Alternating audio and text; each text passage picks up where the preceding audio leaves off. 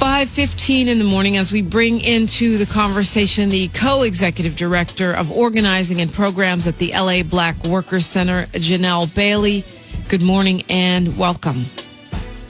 Thank you so much. Good morning. How are you doing? I'm blessed. We are, all of us, uniting, as y'all would say, to get through this time together. And it is a challenging time for all workers. So extra challenging time for Black workers, right? Mm-hmm. Yeah, because, anytime there is, America experiences a recession, obviously Black workers experience a depression. So, this is unfortunately not new to, Black workers, but yeah, it's back again. Well, I think it was officially declared a recession on yesterday. And for the whole country and definitely moving towards depression. I say that not to be about gloom and doom, because I'm never about gloom and doom, but it's just so that we can take measures, whether it's saving money or doing whatever it is we need to do to protect ourselves and our families. There are a lot of challenges and some opportunities, and some of those opportunities come with challenges as well. The Instacart workers went on strike on Monday, and at the same time, Instacart says they are hiring 150,000 workers nationwide because people want stuff delivered, because some people can't go to the store and there are many restrictions, and I expect those restrictions will continue to get tighter and tighter as time goes by. Talk to me about what's happening with Instacart in that situation with the workers. Yeah, I'm so proud of the Instacart workers. Of course, these are folks who are going to work, because they have to, but at the same time are really courageous people who are really risking their lives to bring a crucial service to folks in our community. Many are not going to roll over out of the kindness of their heart and take care of, the folks that make their money. They got to claim that. So, that's a really courageous move that, those workers are choosing to make. And one of the best things that we can do to support them is the same thing that, we always do, to stick together. Stick together, check on each other. If you've got a car, if you're able to go grocery shopping for someone, do that. Go pick that up for them and don't cross that picket line. We can support Instacart workers in getting what they need and getting back to work by not crossing their picket line. So Instacart workers are still on strike. My impression from reading about it was a one-day strike and that they were now negotiating with the company. So I think because it's nationwide, some of them did the one-day strike. Some of them vowed to stay out. So, until we hear, that's actually over, that's the move. So it's boycotting, which is, tough if I'm a senior and I can't go to the store and I need someone to bring me groceries. It's tough to support that boycott right now. Those of us who have the option, I definitely say do it. And if you can get a family member or a friend to go shop for you, I know it's not so easy these days, but there are a lot of people stepping up. That's one way to go as well.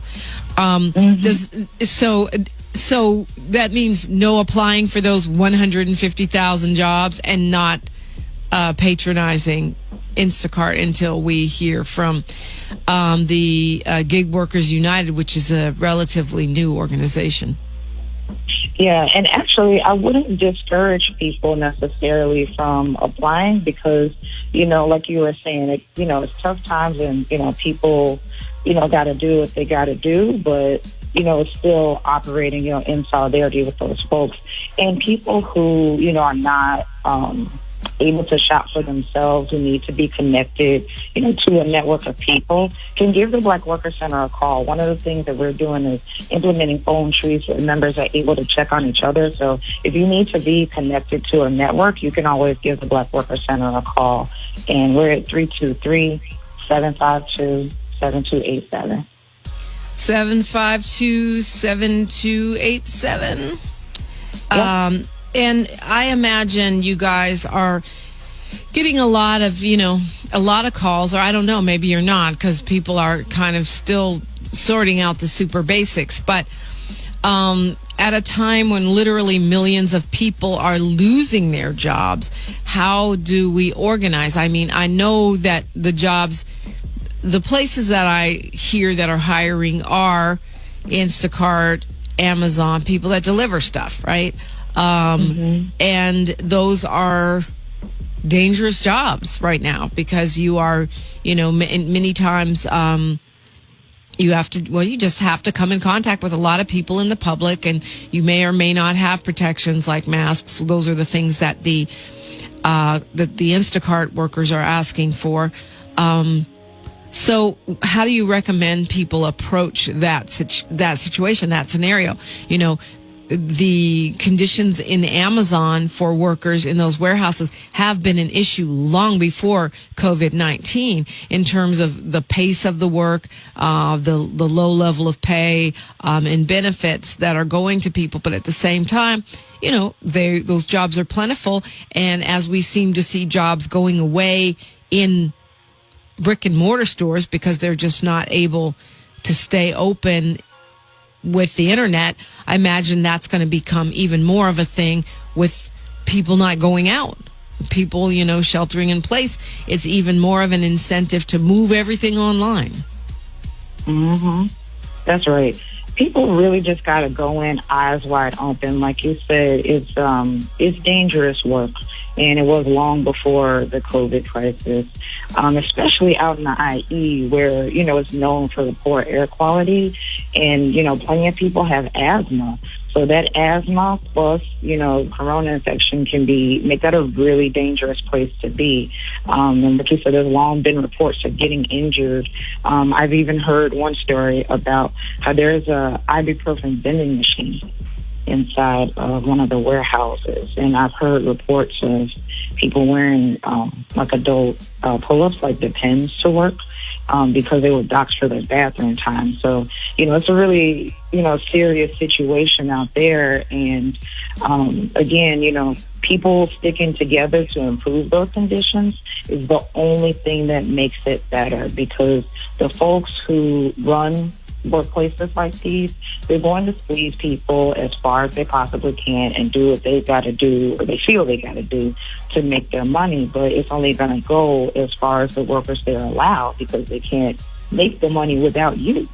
So, people sticking together and demanding, better working conditions is the only way that happens. And it's important to know that the boss is never going to tell the worker's story. There was an Amazon warehouse in New York City that shut down after, the news broke, after they found out about a corona infection over there. Now, Amazon was never going to admit that it wasn't that they shut that warehouse down out of, safety and concern. The workers made them. There was a walkout, and that walkout was led by a black man named Chris Smalls. So he got, his coworkers together. They decided that their conditions were unacceptable, and they walked off the job. And they're part of a small group of people that inspired a wave across the country of workers taking actions on different gig jobs. And this is not, in, Black folks' history, this is not something novel. I mean, this is what we do. We stick together everywhere we go. We leave it better than we found it.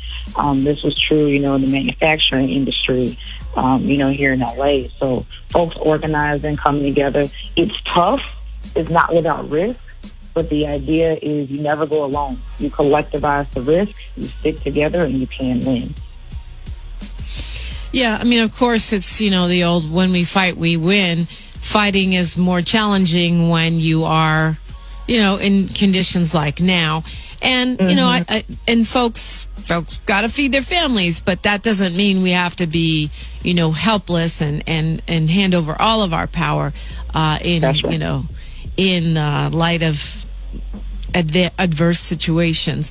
What is the organizing like right now around construction jobs in particular? This is building trades. This is something we always talk about because a lot of conversation is always taking place on the show about how black people are shut out of those jobs, or we are just not being represented proportionately.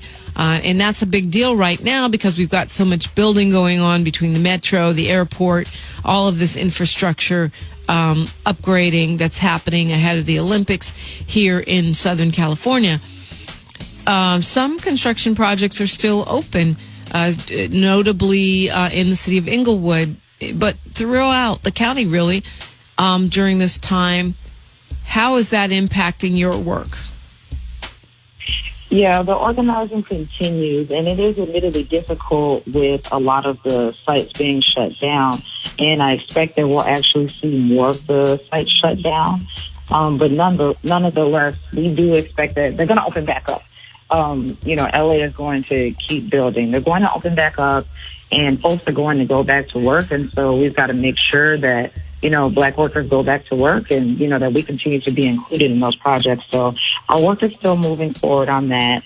One of the things that, we continue to reach out to the city about is something called right to recall. And so right to recall means that if you were amongst the group that was laid off, during this crisis, that you have a right to be recalled to your job when they begin to rehire folks. Some folks might say, well, how do they know if they got laid off during this time? It was due to the crisis. Management decides, who they keep and get rid of, and you don't keep bad workers. So if you were there, then, management had made that decision at the time. So we'll be fighting for, folks' right to recall. Our Ready to Work program is still functioning.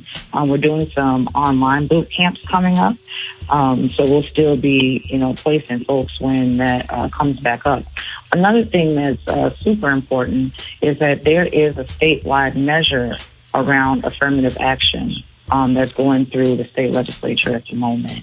And so that's also going to be a key piece of legislation that makes sure that black workers are included when everyone starts to go back to work.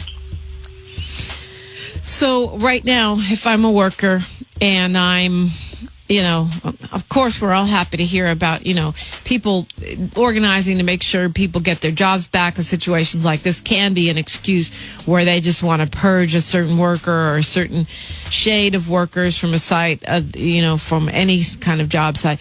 But if I'm a worker right now and I'm looking at what I need to do to get through the next, several weeks or even several months, how would I participate with the Black Worker Center? Yeah, that's a good question. Well, there are several options. Unfortunately, we can't make, something appear that isn't there. We can't get you back on a work site that isn't open. But we can assist with several things. In order to, one thing you can do is apply for unemployment, of course. And we can help with support with some of the application. If you give us a call, again, 323-752-7287. One of the things that you'll need to apply is an email address. And so that's one thing that we can help with in getting you connected there. Another thing is to, engage in the organizing to keep the pressure up, again, to make sure that when those jobs return, that, you're a part of that return. Unfortunately, there's no magic wand that can, fix it today. It's just the reality of the situation and the reality of organizing, but we can be prepared when things start to swing back. So you're talking about just doing groundwork now for later. Do you guys have any guidelines or recommendations? I mean, I know you mentioned with the Instacart situation that, maybe, if you need to apply there and go and make that happen, then make that happen, but be part of whatever organizing is going on there. But do you have any other kind of guidelines for folks that are trying to, keep the lights on right now? Yeah, I think one of the most important things that people can do is to stay connected while practicing social distancing. The reality of the situation requires people to, be physically apart from each other, but that doesn't mean that we have to be, not connected to each other. And being out of work, honestly can be, depressing, and people can feel really disconnected. And so I think it's so important for people to stay together, especially because when opportunities come up, you'll be amongst the first to hear about it. A lot of the news that's relevant to our community is not going to be reported by corporate media. So if you're going to be in the know about things, you got to be connected to folks. So, staying up, on our website, staying up connected to people through the phone tree, keeping your spirits up by staying in the loop with others, I think is going to be so important.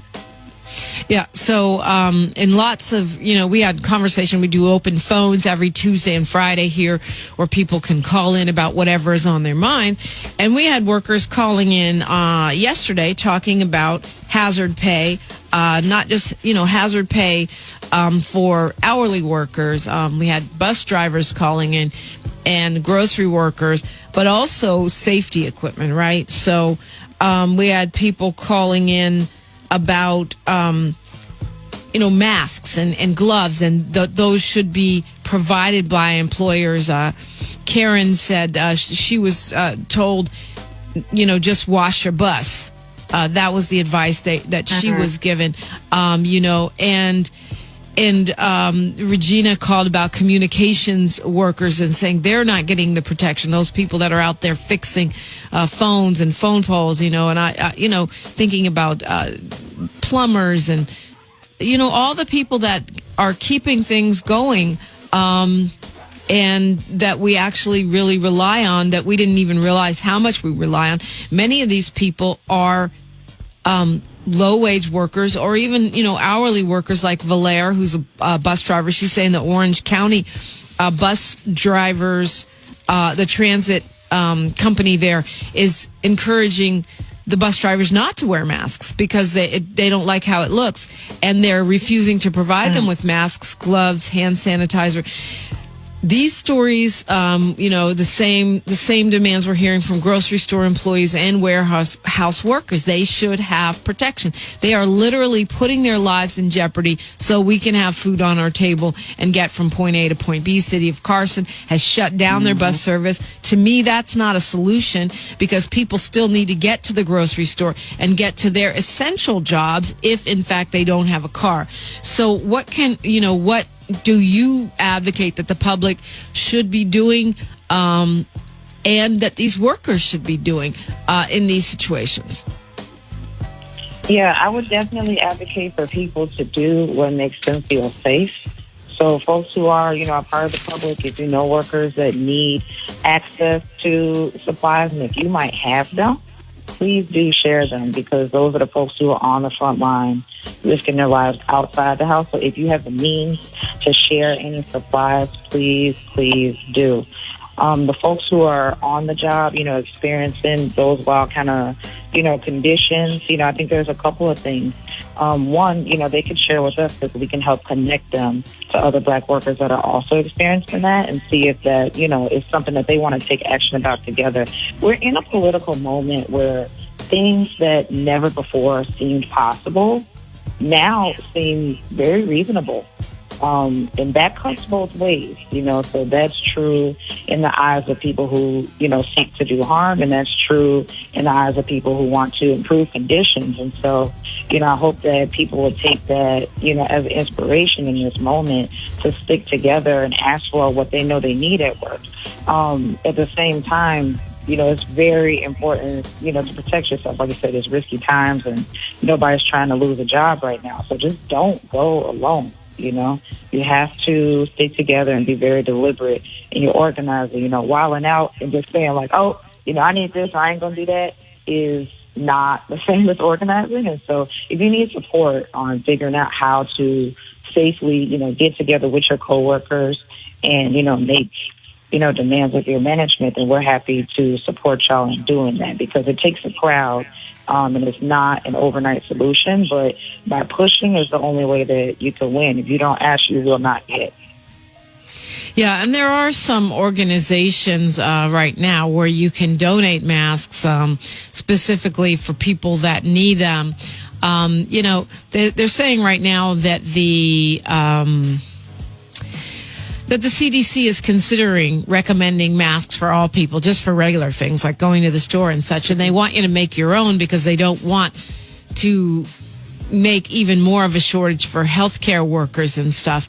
Yeah. So for that reason, I think that's one of the reasons why they've been holding off on, telling people to wear masks all the time, which is kind of disingenuous. I mean, if we need them, we need them. Mm-hmm. But, they're saying you can use a bandana, you can make a mask out of an old T-shirt and stuff. In the meantime, there are organizations, and there's a couple of them on the GoFundMe and places like that. There's one called maskmatch.com where you can go if you have things to donate. Most of these are focused on healthcare workers, giving them to healthcare workers. There's one called donateppe.org. PPE stands for personal protection equipment. There's Mask Match, and then there's getusppe.org. Those are more focused on healthcare workers, but I know there's some people organizing through Nextdoor. There's ways to get involved and do that. In the meantime, I'm starting to feel like, because Riverside County has gone out ahead of the CDC, I'm starting to feel like it does make sense to go ahead and protect your face. And some T-shirt companies and other clothing companies have already flipped to making simple masks. They're not the N95s, which they want you to reserve for healthcare workers, but just a regular mask. So if I'm working anywhere right now, as a worker, I'm going to try to protect myself, even if I just go, Zapatista style and put a bandana over my face. Because it does help. Something is better than nothing. We have some calls coming in. Let's go to Denise from Los Angeles. Hi, Denise.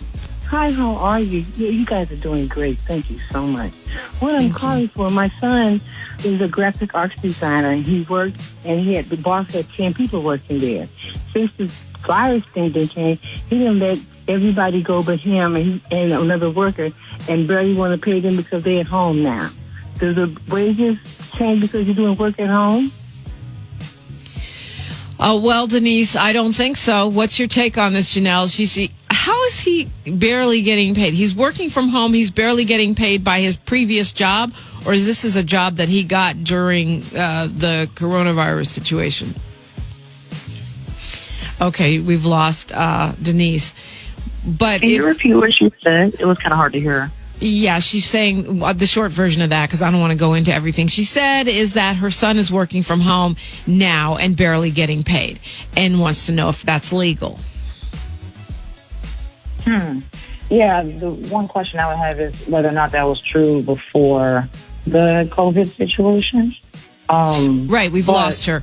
But, I mean, my understanding is minimum wage is minimum wage, regardless of whether you're at home or at work. Exactly. And if it's a matter of him having lost hours, he is eligible to apply for unemployment for those reduced hours. So that's also an option. And then did she say that he was an artist? Nope. She said he was, I didn't hear that. I just heard that he was working from home. Yeah. Okay. Yeah, but I might as well share, there are some resources for freelance and independent artists, and I'll make sure we put them up on our social media. But there are resources specific for those type of workers too. Okay, got it. Let's go to Morris Griffin, also known as Big Money Griff. Good morning, sir. Good morning, Dominique, and thanks for taking my call. Denise, I've been with the county now for 33 years. That's I'm 70 Janelle. years old.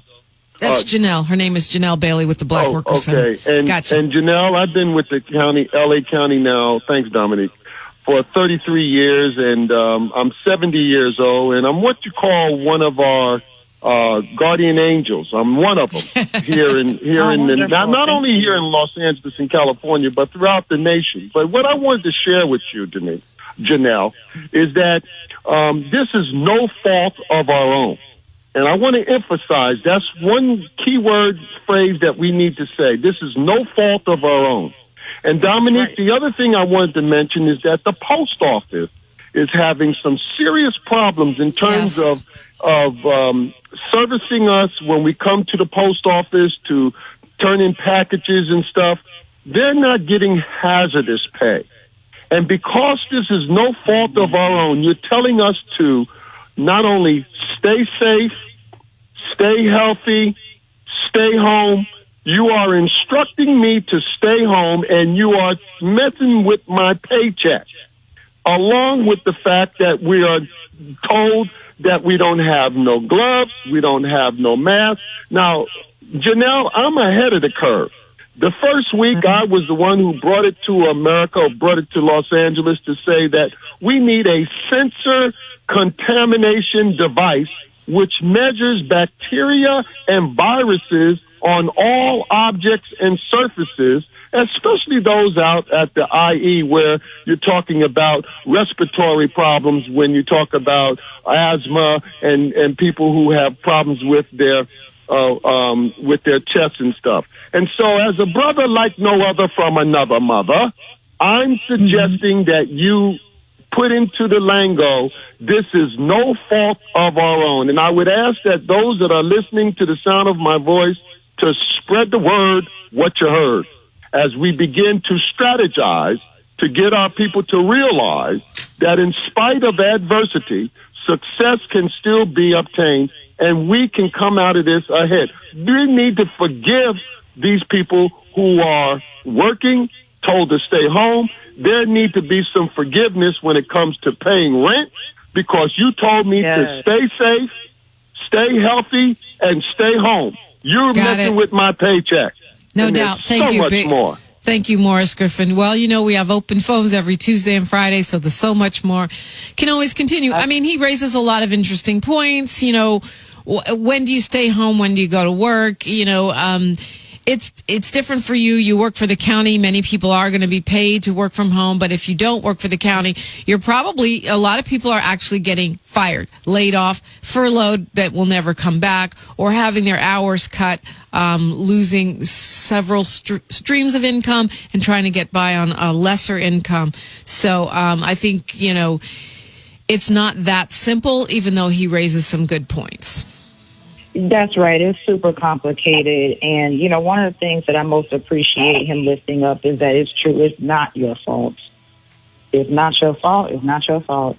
This, virus could have been contained in a lot of different ways. And so we're at a point where, yes, we do need to take action to protect ourselves and stay healthy. But that's because other preventative measures that could have been taken on a broader scale weren't already taken. So I appreciate him lifting that up. And preventative measures that we should have taken in 2016 when we elected a different president. But anyway. Exactly. And so, in terms of being ahead of the curve and, thinking about devices, I'm not personally as educated on them devices, but if that's the technology that can protect workers, then we need that. And the other thing is he's also ahead of the curve in terms of having an organization that is specifically built, as a vehicle for workers to address their issues. A lot of people, are part of unions that maybe they've never been active with or they never necessarily been engaged with, but that's the union's job. That's why you pay dues to it. It's kind of like the gyms. You wouldn't pay dues to the gym and then sit at home and wonder why you're not swole. There's an ironic example, considering many of us are paying dues to gyms right now that we can't go to. But yeah, I understand what you're saying. I want to say, before I forget, I want to let people know, by the way, speaking of your money, that our friend Marie Deary of Wealth Management of Long Beach is doing an online seminar for free today as a webinar. It's how will COVID-19 affect your mortgage? She wants you to know your options. You want to really be ahead of the curve on this so you don't lose your home. It's from 6:30 to 8:30 tonight. And you can reserve a spot by calling 562-427-8877. We'll have this. We'll tweet this today, Radio Free KJLH. You can go to wealthmanagementlb.com for more information. We will continue our conversation with Janelle Bailey of the LA Black Workers Center. It's the front page, Total Talk Expression, Radio Free 102.3 KJLH.